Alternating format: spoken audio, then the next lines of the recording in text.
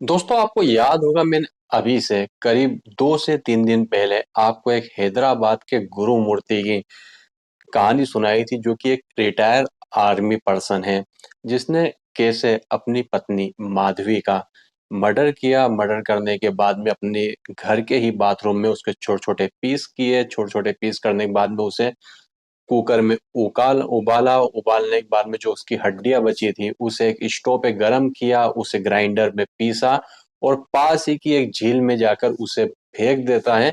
और police, Hyderabad police जो होती है, इतनी मजबूर होती है कि उसे गिरफ्तार भी नहीं कर सकती। क्यों? क्योंकि उसने खून किया है, तो लाश का कोई सबूत तो पुलिस को मिले। और पिछले 10 दिनों से उसे सिर्फ पुलिस ने अपने डिटेन डिटेन मतलब जैसे कि हम बोलते हैं आम बोलचाल की भाषा में, पूछताछ के लिए अपने थाने में ही रखा था। ना तो उसको गिरफ्तार कर सकती, और जो माधवी का केस था उसका एक लापता की ही एक मिसिंग की कंप्लेंट बनाकर रखना उसकी मजबूरी बन जाती है। क्योंकि हम दो तरीके के क्राइम होते हैं। एक में तो क्राइम क्रिमिनल बोलता है मैंने खून नहीं किया, तो अब उसे सिद्ध करना उसकी मजबूरी हो जाती है कि उसने खून नहीं किया है, क्राइम नहीं किया है, तो उसे सिद्ध करना। एक तरफ क्रिमिनल कह रहा है कि मैंने क्राइम किया है, खून किया है, तो अब पुलिस की जवाबदारी हो जाती है कि सिद्ध करे कि इसने किसी को मारा है, तो कम से कम उसकी बॉडी तो मिले। अब वो क्या करता है, जिस झील में उसके मांस के टुकड़े फेंकता है, जहां पर उसकी हड्डियों का जो पेस्ट बनाकर, चूरा बनाकर, बोलने में भी काफी अजीब सा लगता है, आ, आ, फेंकता है, तो वहां पर पानी का बहाव काफी ज्यादा था और मछलियां भी थी तालाब में। तो ऑब्वियसली उसने एक कुकर, बताता है कि कुकर में उसने उबाला है। उसे उबालने के बाद में उसने मछलियों के वहां फेंका, तो वो सारी मछलियों का निवाला बन चुका था और जो पेस्ट था हड्डियों का वो बह चुका था। तो करीब 10 दिन की मशक्कत के बाद में पुलिस के हाथ में एक ऐसा सबूत लगता है कि उसके बाद में जो गुरु मूर्ति है उसे डिटेन की जगह ऑफिशियली अरेस्ट किया जाता है 302 के जुर्म में, मर्डर के जुर्म में। और अब उसे जेल भेजा जा रहा है। वहां के जो हैदराबाद के पुलिस कमिश्नर है उन्होंने भी ऑफिशियल तौर पर बता दिया कि इसके ऊपर जो खून है, मर्डर का है, केस अब बन चुका है ऑफिशियली। तो नमस्कार, आदाब, सत श्री अकाल। मेरा नाम है जयेश और आप देखना चालू कर चुके हैं अपना खुद का YouTube channel all infotech Jayesh. तो आज के मैं इस वीडियो में आपको बताने वाला हूं कि कैसे एक छोटे से सबूत के थ्रू ये जो माधवी का हत्यारा, जिसे कि हम जिसका की नाम है गुरु मूर्ति, कैसे पकड़ाया पुलिस की गिरफ्त में कैसे आया। तो सबसे पहले जिन लोगों ने उस कहानी को नहीं सुना है मैं उनके लिए एक बार रिपीट कर देता हूँ। हैदराबाद का एक व्यक्ति जो कि रिटायर एक आर्मी पर्सन है, 2020 में आर्मी से रिटायर हुआ। रिटायर होने के बाद में उसने एक दूसरे डिपार्टमेंट में नौकरी को ज्वाइन किया और उसकी पत्नी माधवी के साथ में वो रह रहा था। 14 जनवरी को उसका उसकी पत्नी से झगड़ा होता है। यहाँ पर हमारे भारत में बोलते हैं जिसे मकर संक्रांति, मगर साउथ तरफ इसे बोलते हैं पोंगल। पोंगल में घर पे जाने के लिए, तो पत्नी बार बार कह रही थी पोंगल में जाने के लिए, मगर वो मना कर रहा था। क्यों मना कर रहा था? क्योंकि उसके जो सास ससुर है उससे गुरु मूर्ति की नहीं बनती, शायद कुछ पैसे का लेन देन था, इसको चलते उनके घर में अनबन चल रही थी। तो कहीं पिछले 5 से 6 सालों से गुरु मूर्ति उसके ससुराल भी नहीं गया था और ना तो सास ससुर से उसकी बात होती थी। अब उसी में ही वो माधवी जिद करने लगी। जिद करने के बाद में गुरु मूर्ति को उसी बात पर आया गुस्सा, और उसी समय उसने दिमाग में ये बात बिठा ली कि अब इसे मुझे रास्ते से हटाना है। रास्ते से हटाने के लिए जो कुछ हुआ अचानक नहीं हुआ, ये प्री प्लान मर्डर था। 14 तारीख को उसके दिमाग में सारी चीजें आती। आने के बाद में माधवी के इनके 2 बच्चे भी होते हैं। उन दोनों बच्चों को गुरु मूर्ति अपनी बहन के वहां पर छोड़ता है, जो कि हैदराबाद में रह रही होती है। बोल ये बोल के भेजता है कि यहाँ पोंगल का त्योहार है, तो तुम यहाँ पर रह के पोंगल बनाओ, बाकी हम लोग घर पे। उसके बाद में गुरु मूर्ति अपने घर आ जाता है। घर आ जाने के बाद में 15 तारीख को वो अपने बच्चों को उसकी बहन के वहां छोड़ता है। छोड़ने के बाद में घर आता है। घर आने के बाद में 16 तारीख को फिर सुबह से इनके गुरु मूर्ति और माधवी के झगड़े चालू हो जाते हैं उसके घर पे जाने के लिए, मीन्स माधवी के घर पर जाने के लिए, और वो मना करता है। मना करने के बाद में अब जो गुरु मूर्ति होता है आर्मी में रह चुका है, तो कद काठी भी अच्छी थी, शरीर से भी हष्ट हष्ट पुष्ट था, और देखा जाए तो बिल्कुल काठी बिल्कुल ठीक थी। तो वो माधवी का सिर पकड़ता है और सिर को दीवार में जब तक मारता है जब तक माधवी की जान ना चली जाए। और जैसे ही उसको यकीन हो जाता है कि ये मर चुकी है, मर जाने के बाद में सबसे पहला काम वो क्या करता है कि जिस दीवार पे उसने सिर को पटका था उस दीवार को पूरी तरीके से साफ करता है। साफ कर लेने के बाद में माधवी को लेकर जाता है अपनी बाथरूम में। बाथरूम में जाने के बाद में करीब 2 घंटे का टाइम ये बीच में लेता है कि कहीं बदबू ना आए। तो उसके लिए सबसे पहले वो अपने घर की सारी खिड़कियां खोलता है और जो परफ्यूम इसने पहले ही रख के रखा था परफ्यूम को पूरे घर में छिड़कता है। छिड़कने के बाद में एक बकेट लेता है बड़ा वाला, जिसमें जो पेंट का डब्बा नहीं आता है, पेंट का डब्बा, पहले उसने जो कहानी सुनाई थी वो कुकर में उसने उबाला था, मगर कुकर में नहीं, उसकी बॉडी के टुकड़ों को उबाला था इसने, उबाला था उसे पेंट के डब्बे में। तो उस डब्बे को लेता है, बाथरूम में जाता है और उसमें पानी भरता है। पानी भरने के बाद में एक हीटर उसमें डालता है, जब तक पानी उकल ना जाए तो जब तक उसे हीटर को उसमें डाल के रखता है। और जैसे ही पानी उकलता है तो उसके पहले इसका काम ये चालू हो जाता है। सबसे पहले वो माधवी के जो बॉडी होती है उसके 4 टुकड़े करता है, सिर अलग, हाथ अलग, धड़ अलग, 4 टुकड़े पूरे करता है।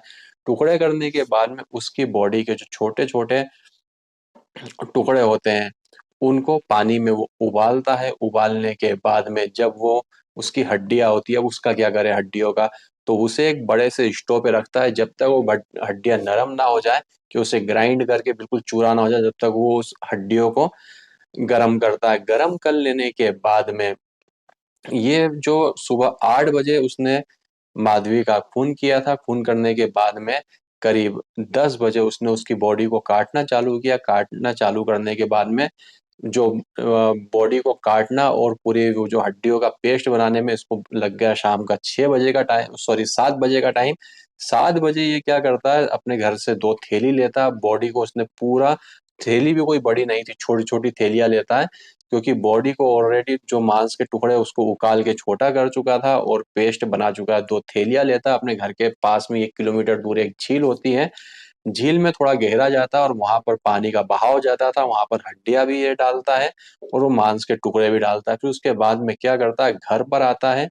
घर पर आ जाने के बाद में करीब 2 घंटे घर पर रुकता है और बिल्कुल इत्मीनान से पूरा फिनाइल से और उसके बाद में एसिड से पूरी बाथरूम को धोता है, पूरे घर को धोता है। एक बार नहीं कई बार ये अपनी बाथरूम को, घर को धोता है। फिर उसके बाद में जो स्टोव का बर्नर होता है उसे पूरा साफ करता है, उस डब्बे को साफ करता है, चाकू को पूरी तरीके से साफ करता है। अब इस पूरी प्रोसेस में उसे लग जाते हैं करीब 2 से ढाई घंटे।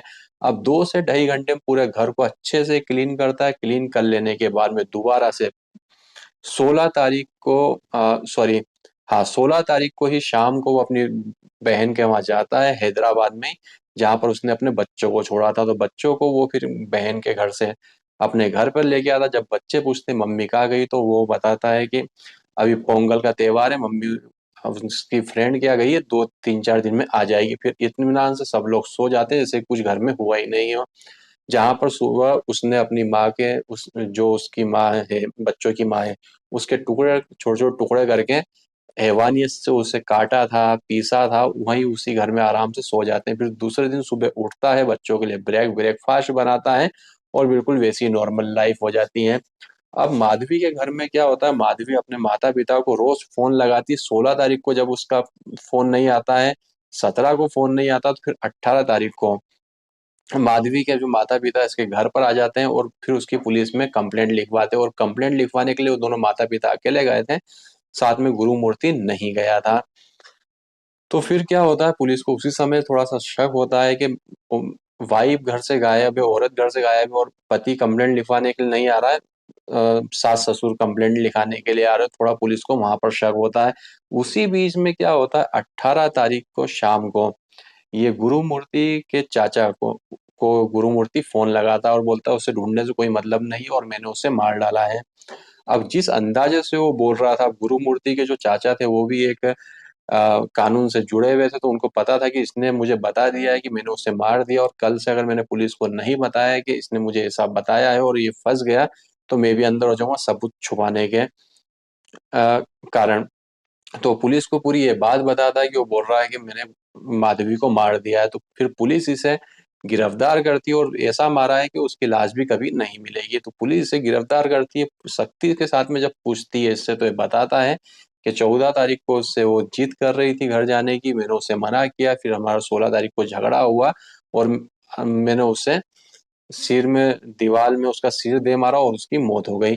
और मौत हो जाने के बाद में मैंने उसके छोटे छोटे टुकड़े किए, उसे अपने कुकर में उकाला, कुकर वो गलत बता रहा था, उसने एक पेंट के डब्बे में उसे उकाला था और फिर वहां पर मैंने झील में उसे बहा दिया। अब पुलिस के सामने सबसे बड़ी जो थी कि अगर इसे गिरफ्तार करे तो कैसे करे, आखिर गिरफ्तार करने का कोई कारण भी होना चाहिए, जिसको मारा उसकी डेड बॉडी नहीं तो उसका कुछ टुकड़ा तो मिले। झील में इसने बहाया था, वहां पर कई गोताखोरों को भेजा गया, फिर उसके बाद में फोरेंसिक जो टीम है वहां से उन्होंने काफी सारे सैंपल लिए, वहां पे भी कुछ भी नहीं मिला। मगर लास्ट में कोई भी अपराधी हो एक तो गलती कर बैठता है। तो झील में से जो फोरेंसिक टीम ने जो नमूने लिए थे उसमें उन्हें भी नहीं पता था कि एक छोटा सा चमड़ी का टुकड़ा उसके साथ में आ गया था। वो फोरेंसिक टीम इसकी जांच कर रही थी कि इंसान का है या किसी जानवर का है। तो फिर इसकी जांच की गई तो मालूम पड़ा है इंसान का, और जो माधवी के माता पिता है और उस टुकड़े के डीएनए को मिलाया गया, तो दोनों के डीएनए सेम हो गए, सेम मैच हो गए, और फिर इसके ऊपर एक मर्डर का केस इस तरीके से बना। नहीं तो अभी तक ये डिटेन था, आराम से पुलिस थाने में बैठा हुआ था, इसकी गिरफ्तारी भी ऑफिशियल नहीं हो रही थी मर्डर केस के ऊपर। तो ये था ये पूरा केस। और जो हैदराबाद के पुलिस कमिश्नर है उन्होंने भी कई बार इस बताया कि उससे कई बार ऐसा पूछा गया कि ये कहानी तो कहानी वैसे सुनाता है जैसे कि मैं अभी आपको कहानी सुना रहा हूँ, वैसी वो कहानी सुनाता, उसे इस बात का कोई पछतावा नहीं है कि उसने अपनी बीवी को मारा, इतनी हैवानियत तरीके से उसको काटा, उसे बहाया, उसका कोई भी उसे पछतावा नहीं है। ऐसा लगता है कि जैसे कोई नॉर्मल वो कहानी सुना रहा हो। खैर मर्डर करने के बाद में तो मुझे नहीं लगता कि जो लोग किसी को मारते होंगे, इंसान इंसान को मारते होंगे, तो वो कैसे इंसान कहलाते होंगे।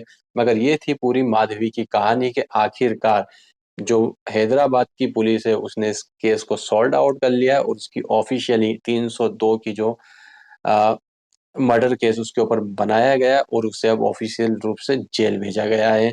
तो ये थी पूरी माधवी और गुरुमूर्ति की कहानी कि किस तरीके से एक रिटायर आर्मी पर्सन हैवान बन जाता और अपने दो बच्चों को अनाथ कर देता। अब जो माधवी के जो बच्चे हैं, पिता तो जाएंगे जेल में और माँ को पहुंचा दिया उसने ऊपर, अब बच्चे किसके सहारे अब पलेंगे, जरा से गुस्से के कारण। तो दोस्तों इस कहानी को सुनाने का मकसद आपको परेशान करना, आपकी मानसिक भावनाओं को ठेस पहुंचाना नहीं था, बल्कि आपको जागरूक करना था।